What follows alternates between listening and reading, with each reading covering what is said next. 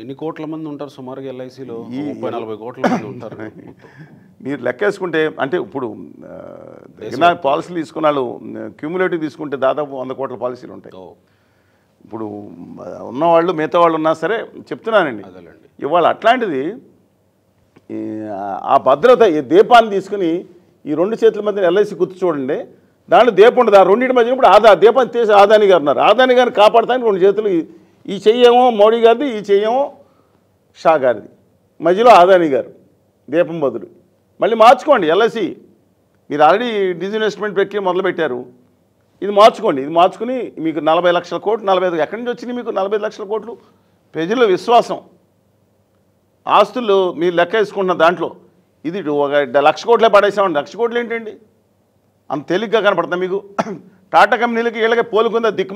దిక్మాల సంతకేనో ఆ టాటా వాళ్ళకి పోలికేంటండి? State bank of ఇండియాలో పెట్టామంటారేంటి?